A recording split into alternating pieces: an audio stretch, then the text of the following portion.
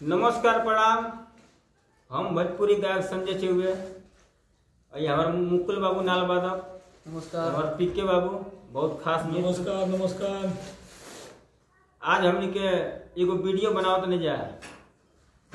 एगो लड़की बिया 2 साल के, उनका पिताजी अपना देश के रखवारी करते हैं, जवान में उनके आर्मी में नौकरी बा, और दुश्मन को से जब लड़ाई छिड़ल बा तो वो लड़की के पिताजी शहीद हो गए बड़े।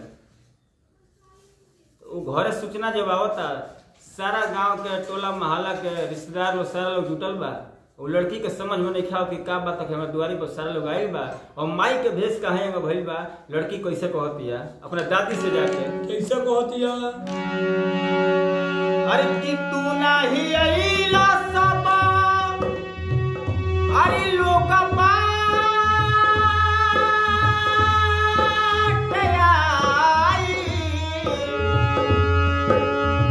मामा मामी मौसा मौसी, अरे सब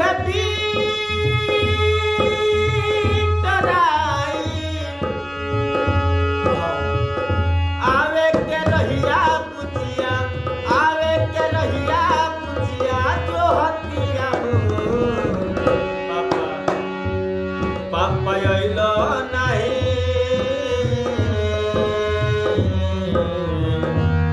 पापा अइलो नहीं, मांग के सिंदूरा मैं अपने हाथ धोती हो। पापा अइलो नहीं, मांग के सिंदूरा मैं अपने हाथ धोती हो। जहाँ डाल डाल पर सोने की चुड़िया करती है बसेरा, ओ भारत देश है मेरा, ओ भारत देश है मेरा। जहाँ सत्य हिंसा और धर्म का पग पग लगता डेरा, ओ भारत देश है मेरा, ओ भारत देश है मेरा। पापा अइलो नहीं, मांग के सिंदूरा मैं अपने हाथ धोती हो। पापा अइलो नहीं, मांग के सिंदूरा मैं अपने हाथ धोती हो। लड़की को देख दादी का बात है कि माई अपना गोरे के मंगलसूत्र अपन सिंदूर के अपना हाथ धो करे, का बात हमारे दादी बतावा हमरा से। तूड़ी दिहली मंगलसूत्र, होरी दिहली चूड़ी, जाने कवन विधना डाले दिहले मजबूरी।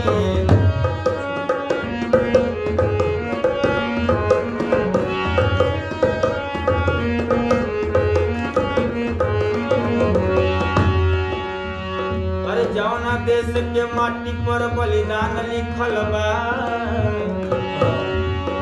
जहाँ के हर जवान के माथा पर कुर्बान लिखल बा। अरे ह देशवा के महू, अरे एगो बबरू जवान होए, यह देश के खातिर जाई एक दिन जान लिखल बा। तूड़ी दिहली मंगलसूत्र, होरी दिहली चूड़ी, जाने कवन विधना रे डाले दिहले मजबूरी।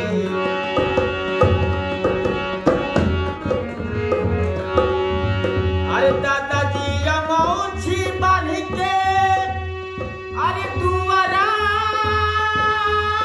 बैठले,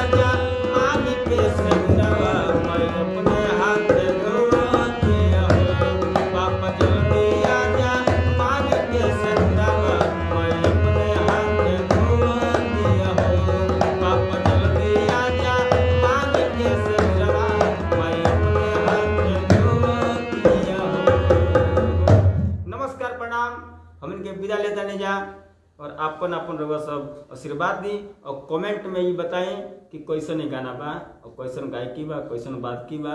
हमनी के तीनों भाई के प्रेम आगे तो सहयोग करी हमनी के। हमरा पेज के फॉलो करी सब है आप लोग से और संजय चौबे आशीर्वाद दीजिए हमनी के। यूट्यूब पर सर्च मार के हमारा चैनल के सब्सक्राइब, लाइक, कमेंट करी सब है। जय भारत देश।